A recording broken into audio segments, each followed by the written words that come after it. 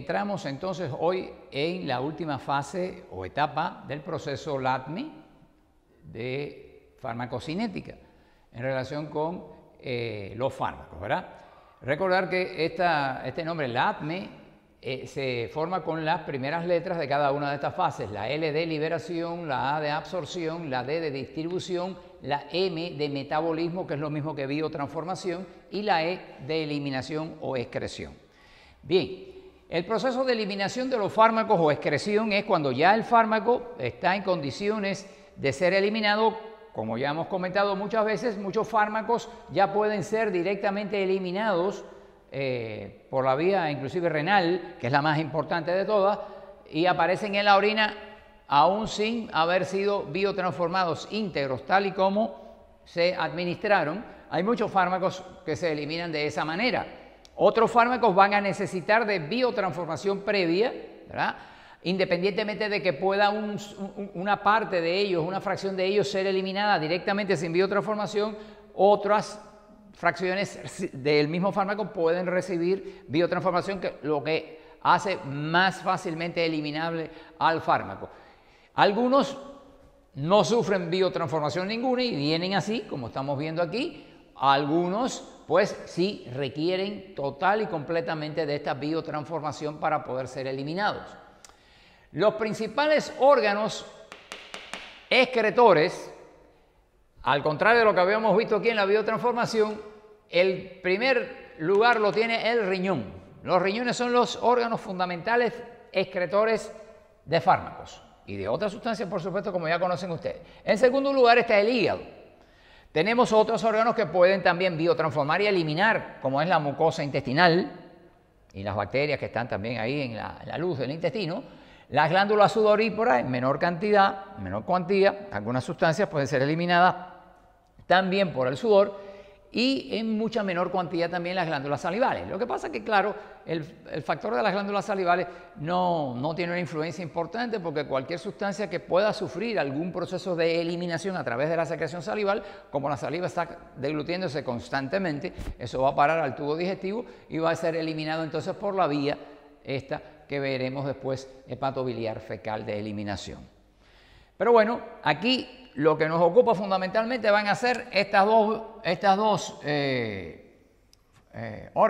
dos órganos eliminadores, y sobre todo el riñón, que tiene el papel cimero en esta actividad. Por tanto, vamos a tener dos grandes vías de eliminación de fármacos: la vía de eliminación renal y la vía hepatobiliar fecal de eliminación de fármacos. Vamos entonces a ver esta primera vía de eliminación renal, que es la más importante de todas. Pues bien, los fármacos, como saben ustedes, un gran número de ellos sufren biotransformación con el objetivo, como vimos en la clase anterior, de convertirse de sustancias liposolubles apolares, convertirse en sustancias hidrosolubles polares fácilmente eliminables, ¿verdad? Entonces, un gran número de fármacos van a necesitar de ese proceso de biotransformación para convertirse en metabolitos de fármacos que pasan al plasma y que tienen esas características que acabé de decir, y por tanto el riñón los puede eliminar fácilmente. Pero otros ya no necesitan de eso, pasan directamente así, ya eso lo habíamos comentado.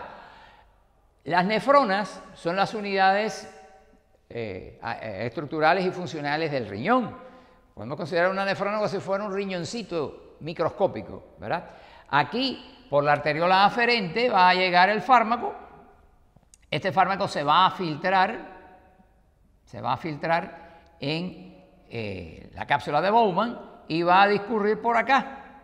Si este fármaco, ¿verdad?, es un fármaco que está precisamente con características, como habíamos dicho, apolar, es decir, con polaridad eléctrica, con hidrosolubilidad, pues va a venir bien disuelto en la sangre. La sangre es un medio líquido acuoso, va a venir bien disuelto, y la orina también es un medio líquido acuoso, va a venir bien disuelto aquí.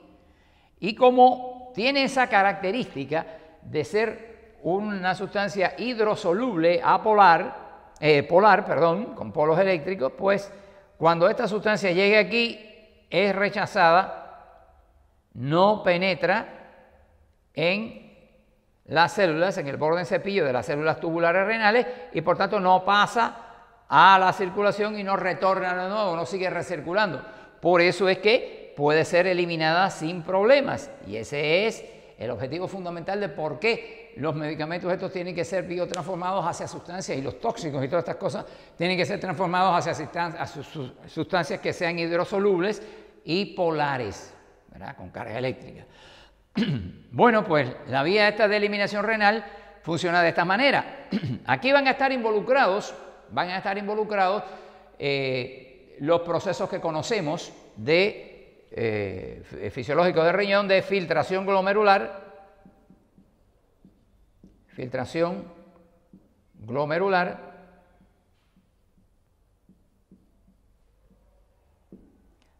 proceso de reabsorción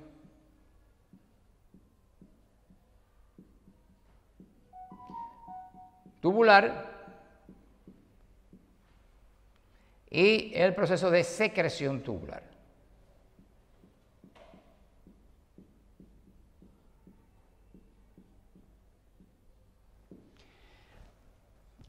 Como habíamos comentado con anterioridad, si este medicamento, un metabolito de medicamento que viene por acá, no ha sido biotransformado adecuadamente, y por algún motivos de estos u otros, se mantiene con características de liposolubilidad y de apolaridad eléctrica, pues lógicamente cuando pase por aquí y se ponga en contacto con el borde en cepillo de estas celulitas, está formado por membrana, con su doble capa de moléculas de fosfolípidos y demás, como es una sustancia liposoluble, se va a disolver entre las moléculas de los fosfolípidos estos y va a pasar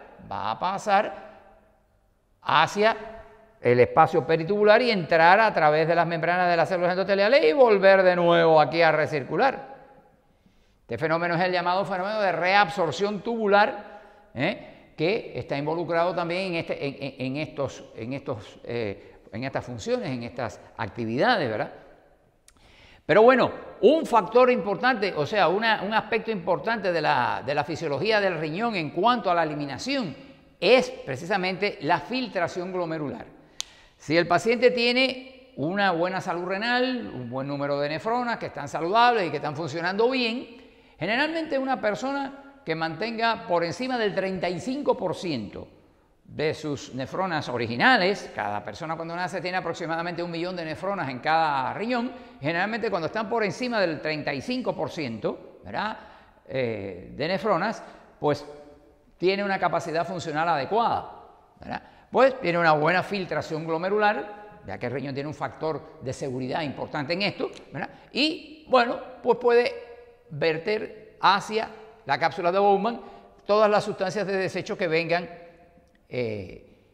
por los capilares glomerulares hacia la orina. Y si tienen las características de ser polares e hidrosolubles, pues se van a eliminar fácilmente, como explicamos aquí, sin ningún tipo de problema. Personas que van a tener insuficiencia renal, alguna patología renal que está trastornando, algún fenómeno circulatorio que está trastornando el aflujo de sangre y que caiga entonces la filtración glomerular aquí, pues lógicamente va a haber retención y no va a haber una eliminación adecuada. Por tanto, la filtración glomerular es muy importante. La secreción tubular. Ocurre lo siguiente, que muchos fármacos se filtran aquí por filtración glomerular y bueno, ya, si son hidrosolubles y polares, pues son eliminados sin ningún tipo de problema, como explicábamos. Pero hay otros fármacos que también, al salir por aquí, por la arteriola eferente, no todos se filtran en el glomérulo, no todas las moléculas se filtran en el glomérulo y vamos a tener que va a seguir circulando por los capilares peritubulares. Cuando esta sustancia viene circulando por los capilares peritubulares, pues también con características de este tipo que decíamos, pues cuando llega aquí, puede salir a través de los capilares peritubulares, ponerse en contacto con sistemas de transporte de sustancias que tienen que ver con la secreción tubular, y estas sustancias entonces son transportadas y depositadas en la luz del túbulo renal.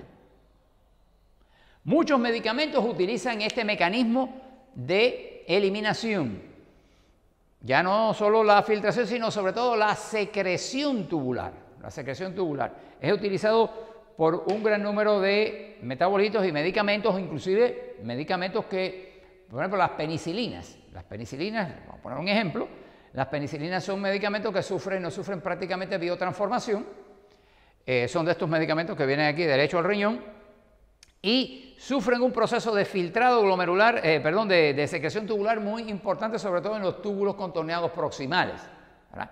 Utilizan mecanismos que tienen que ver, por ejemplo, que son utilizados por sustancias normales del metabolismo que son segregadas hacia la luz del túbulo.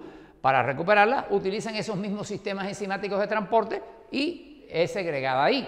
Inclusive, existe un fármaco que se ha utilizado, ya hoy en día no se utiliza tanto, pero bueno, se produce y se puede seguir utilizando para aumentar el tiempo de utilidad de una dosis de penicilina, ¿verdad? Y que es el Probenecid. El Probenecid bloquea aquí a estos mecanismos de transporte, de manera tal que la penicilina que vino circulando por aquí y que está invariable, porque no sufre ningún tipo de biotransformación, este es de los pocos fármacos que no sufren biotransformación, y entonces cuando viene circulando por aquí, pues sencillamente no puede ser reabsorbida, mientras se mantenga el Probenecid bloqueando a estos mecanismos de transporte de secreción tubular, y por tanto esa misma dosis de penicilina va a seguir recirculando dentro del organismo y va a seguir actuando sobre el foco infeccioso inflamatorio, ¿verdad?, que está causando problemas, y por tanto una misma dosis de penicilina pues va a tener un tiempo de acción un poco más prolongado, ¿verdad? Ahí lo que se hace es bloquear al mecanismo este de reabsorción tubular, de secreción tubular que normalmente se encarga de eliminar la penicilina. Entonces, estos son los dos mecanismos, el mecanismo de reabsorción tubular este que vimos aquí y el mecanismo de secreción tubular son mecanismos que utilizan la vía del transporte activo. Utilizan, sobre todo la secreción tubular, utiliza mecanismos de transporte activo para producir la eliminación de las sustancias hacia los túbulos renales de esta manera. Tenemos que, por ejemplo, este sería el caso de la vía de eliminación renal, ¿verdad? La segunda vía importante que tenemos aquí es la vía que habíamos dicho hepatobiliar fecal de eliminación. Esta vía hepatobiliar fecal de eliminación tiene la característica siguiente, que bueno, el fármaco es captado por el hígado. Digamos, usted tiene aquí un hepatocito.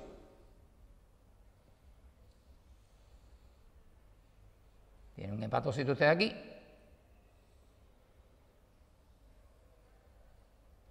Bueno, y entonces, sería el núcleo del hepatocito aquí. Y por aquí viene entonces el capilar sinusoidal. El capilar sinusoidal corre paralelamente ahí.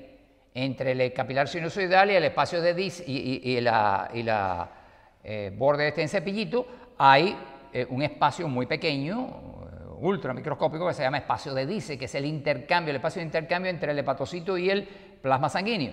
Muchas sustancias, como saben ustedes, incluso grandes, pueden pasar perfectamente bien aquí y son absorbidas aquí en la superficie hepática del espacio de Dice y entran aquí. Aquí las sustancias estas pueden ser metabolizadas, conjugadas con ácido glucurónico, de la misma manera que es procesada la bilirrubina indirecta. Muchos fármacos, como ya les expliqué anteriormente, pues sufren esta vía y entonces quedan disponibles para ser transportados hacia el polo biliar, depositados aquí y ser eliminados por las vías biliares hepáticas, ¿verdad? Entonces, estos medicamentos, hay medicamentos que un porcentaje importante de ellos se elimina por esta vía, en la bilis. Por eso la bilis es un producto mixto de secreción-excreción. Ahí van sustancias de desecho, resultado del metabolismo de productos propios del organismo y de medicamentos, muchos medicamentos que se eliminan también por esta vía. Esto va por la bilis aquí y llega entonces acá al intestino, al duodeno. Sucede que muchos de estos glucurónidos, claro que estos glucurónidos, sustancias unidas a los ácidos glucurónicos, son hidrosolubles y pueden pasar de nuevo aquí y la sangre se los lleva a circular y van entonces a parar al riñón y el riñón se filtra y se eliminan perfectamente bien, ¿verdad?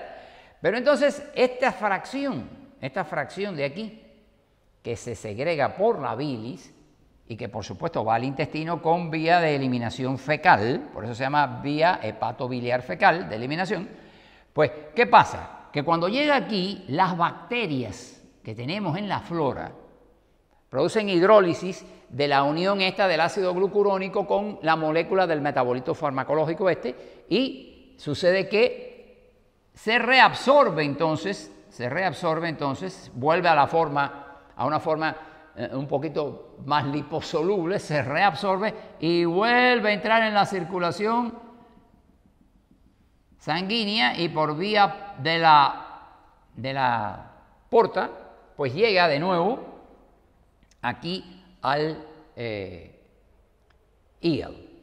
Estos medicamentos que han sido parcialmente modificados por la flora intestinal, que ya venían conjugados, ¿verdad?, por el proceso de biotransformación hepática, han sufrido una transformación no total, no completa, ¿verdad? Entonces, todavía tienen características liposolubles, pero tienen características también relativamente hidrosolubles también, ¿verdad? Por estar medio hidrosoluble, medio liposoluble, pueden ser reabsorbidos y pasar a la circulación. Al llegar aquí, en el hígado, no sufren de nuevo un gran proceso de biotransformación nuevamente por el hepatocito, sino que al llegar aquí, bueno, pueden penetrar algunas moléculas, volverse a procesar de nuevo para volver a hacer lo mismo, pero la inmensa mayoría vuelve a salir y así, en ese estado, vienen entonces, salen del hígado, van a la circulación general, penetran aquí en la circulación glomerular, se filtran aquí y son eliminados entonces por el riñón. Por tanto, hay que reconocer de que la vía renal de eliminación constituye un apoyo importante de la vía de eliminación hepatobiliar fecal, porque muchos de los medicamentos que son eliminados por aquí, por el hígado, un porcentaje, no quiere decir que todo, un porcentaje determinado de él, eso varía mucho, un medicamento que ya viene conjugado, ya viene biotransformado, pues ese porcentaje es reabsorbido y cuando penetra aquí en el hígado, una parte de él sale por la circulación, viene, acá por las suprahepáticas a la vena cava inferior y después vuelve a la circulación sistémica y llega al riñón y como tiene características ya hidrosolubles, pues puede ser eliminado con cierta facilidad por el riñón también. Por tanto, la vía de eliminación renal constituye un apoyo importante en el proceso de eliminación o excreción también hepatobiliar fecal, ¿verdad? Es un apoyo a esta vía hepatobiliar fecal, sin lugar a dudas. Por último, debemos señalar algunos factores que influyen en la eliminación de los fármacos. Como hemos dicho, el riñón es importante, es el principal órgano excretor. Y bueno, tenemos que señalar algunos aspectos aquí, ¿verdad? Por ejemplo, cuando hay una insuficiencia circulatoria, ustedes estudiarán esto en fisiopatología, el shock circulatorio, ya verán en la fisiopatología del shock, las características y lo que lleva a esto, pues el shock puede llegar a producir un grado de hipotensión tan grande que caiga el filtrado glomerular, caiga mucho el filtrado glomerular y prácticamente no se produce filtrado ninguno y por tanto el riñón no se irriga y por tanto el riñón cae en un grado, se produce una necrosis tubular porque no le entra sangre al riñón y se produce una insuficiencia renal aguda y esto puede, por supuesto, impedir la eliminación de fármacos que se estén administrando, ¿verdad? En estos estados.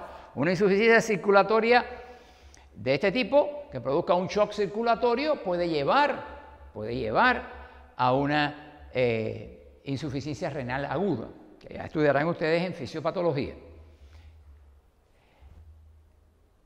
Las enfermedades del riñón, lógicamente las nefropatías, glomerulonefritis de distintos tipos que estudiarán también en fisiopatología y en anatomía patológica, ¿verdad? La pielonefritis crónica, sobre todo crónica, que afecta el intersticio renal, pues puede perturbar toda la fisiología del riñón y por tanto los mecanismos de reabsorción, filtración y sobre todo de secreción tubular, haciendo con que no se eliminen bien muchas sustancias de este tipo. El lupus eritematoso, que lleva a un grado muy severo de afectación de la vasculatura general de todo el organismo y sobre todo la renal, ¿verdad? Y por tanto también va a llevar a una glomerulopatía lúpica que también va a conducir a una insuficiencia renal crónica, como muchas glomerulonefritis y muchas pielonefritis crónicas, poco a poco pueden conducir a un grado de insuficiencia renal crónica también. La hipertensión arterial es otra patología, otro proceso patológico que con mucha frecuencia puede ir afectando el número de nefronas y que decaigan por debajo. Estas enfermedades pueden llegar a disminuir el número de nefronas más allá, mucho más allá del 35%. Y cuando ya eso se produce por debajo del 35%, ya hay una insuficiencia renal. Ya hay una insuficiencia renal. Normalmente el individuo, cuando nace, como dije ya, nace con 1 millón de nefronas en cada riñón y lógicamente con el decusar del tiempo se van produciendo, a medida que van pasando los años, van disminuyendo el número de nefronas en cada riñón. Pero normalmente, bueno, una persona anciana puede llegar, si no tiene ninguna enfermedad importante, que esté desestabilizada, que esté afectando al riñón, pues puede tener por encima del 35% perfectamente bien, independientemente de que hayan reducido el número de nefronas y si está por encima de este nivel y esas nefronas están en buen estado, las funciones renales se mantienen sin problema porque nacemos con un gran factor de seguridad en cuanto al número de nefronas para garantizar una función renal buena por un largo periodo de tiempo. La diabetes mellitus es otra situación, otro proceso patológico que afecta notablemente la fisiología renal, afectando a los glomérulos, afectando a los túbulos, pero sobre todo a los glomérulos, excluyendo glomérulos cada vez más y por tanto nefronas cada vez más, y puede condicionar también una insuficiencia renal crónica que por supuesto va a afectar la eliminación de los fármacos, no hay duda de eso. En el caso de los pacientes que están con insuficiencia cardíaca, que es otro fenómeno que van a estudiar ustedes en fisiopatología y también en anatomía patológica, muy interesante, ¿verdad? Donde los conocimientos de fisiología que dimos en cardiovascular son fundamentales, ya verán ustedes, pues bueno, se producen con mucha frecuencia edemas en las extremidades inferiores, a veces mucho más extendidos por el cuerpo también, pero sobre todo en las extremidades inferiores, líquido sanguíneo que el agua plasmática se filtra a través de los capilares y se queda semiestancado en el espacio extracelular, hinchando esos tejidos blandos y por supuesto, los medicamentos que puedan ir camino del riñón para eliminarse quedan estancados ahí. Además, la sangre entonces circula lentamente porque el gasto cardíaco, ¿se acuerdan que habíamos dicho que el gasto cardíaco es muy importante para mantener un flujo sanguíneo renal adecuado al riñón y a todos los órganos? Se enlentece notablemente y, por tanto, cae el filtrado glomerular. En estos pacientes cae el filtrado glomerular, la retención de líquido que hay en el organismo, pues también no contribuye a que puedan ser llevados hacia el riñón los elementos medicamentosos o metabolitos medicamentosos que tienen que ser eliminados y por tanto se afecta la eliminación, ¿verdad? Había dejado para último la edad, debía haber empezado con esto, pero bueno, la edad es un factor fisiológico. La edad es un factor fisiológico, al igual que ocurre con la biotransformación. Los niños recién nacidos, lactantes y todavía niños pequeños, parvulitos inclusive, todavía no son personas que tengan muy maduro todo el sistema renal y puede encontrarse situaciones en las cuales la eliminación del riñón, independientemente de que la biotransformación ocurra adecuadamente, pues que el nivel de funcionamiento renal todavía no ha alcanzado un grado mayor para eliminar y por tanto puede también afectarse la eliminación, ¿verdad? En los ancianos, pues precisamente lo que yo había comentado, que por el proceso normal de abiotrofia a lo largo de la vida, van a ir disminuyendo el número de nefronas que tenemos y bueno, generalmente una persona que pasa de los 60 años pues ya va teniendo un 40 y tanto por ciento o un 50 y pico bajito por ciento, 40 y pico alto, 40 y tanto de nefronas y todavía, por supuesto, esto le mantiene en condiciones de trabajo renal eliminatorio adecuado, pero hay casos en los cuales pues este proceso puede estar muy acelerado por X causa y pueden decaer por debajo del 35% el número de nefronas disponibles y se puede producir también por este fenómeno de abiotrofia, se puede producir cierto grado de entorpecimiento en la eliminación. Por tanto, con muchos medicamentos siempre hay que leer en los prospectos, ¿verdad? Y le informan ahí que este medicamento debe ser utilizado con precaución en los ancianos, sobre todo por el fenómeno de la eliminación, puesto que el filtrado glomerular y la eliminación renal pues está afectada muchas veces en personas muy ancianas. Bueno, estos eran los elementos que teníamos nosotros para hablar de este último proceso o etapa de la farmacocinética en el proceso LATME. Y espero que con esto pues podamos darle una ilustración a ustedes importante de esta rama tan importante de la farmacología que ustedes deben de manejar y deben de tener claro. Entonces, sin más, nos despedimos hasta la próxima clase, que ya estaríamos entrando en farmacodinamia, cuestiones generales, principios básicos sobre la farmacodinamia. Ya.